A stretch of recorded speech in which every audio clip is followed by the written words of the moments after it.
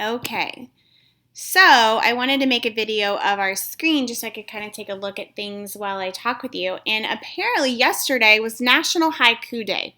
So who knew? Not me until I heard it on the radio. Then I got excited because I had the perfect book to kick this off with our writing unit right now and our poetry unit. So the book is actually called Haiku, and it's by author Andrew Clements, and it's filled with haikus. In fact, every single page has a haiku on it. So below is just one example from the book. So after reading this example, I want you to see if you can ask yourself, what do you notice? So one of the pages in the book reads, "The house is quiet, no kids, no mom, and no food. What's a dog to do?" And you might think that would be an actual page in the story, but it is, but it's actually a haiku poem. So this poem could stand alone without the book. So what are some things that you notice? If you said that you notice that there's no words that rhyme, you're exactly correct. Haiku poems actually do not rhyme. You're going to find out more about haiku poems in the Nearpod down below. So we will go ahead and have you log in and complete the Nearpod lesson. Now, all you have to simply do is erase my name here and type in your own name and then click preview. And then click join session and you'll get started. If it seems like it's not working, you can always go to nearpod.com and then join with the join code right here. But I embedded it inside the Canvas page so that you could do it on your own. Okay, does that make sense?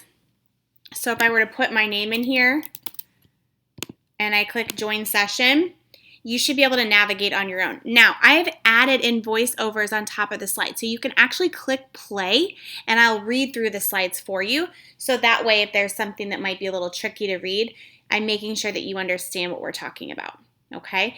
Then, once you're done with that, you can look at my haiku poem that I wrote about nature below.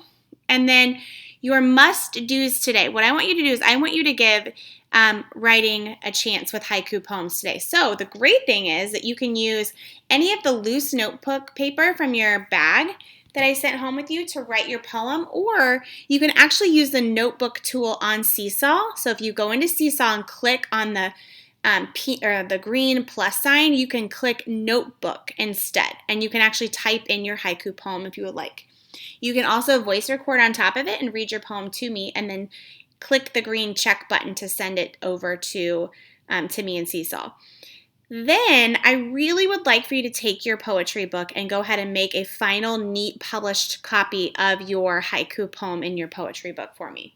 Okay? And then the final thing I would like for you to do today is go ahead and listen to me reading the book Haiku so that you can actually see all those different haikus on each page that make up an entire story. If you want to challenge yourself and try to write your own small version of a story with a haiku on several pages, go for it. I always love seeing your extra work. All right, friends, go ahead and get started first by clicking on our Nearpod lesson, okay? All right, happy writing.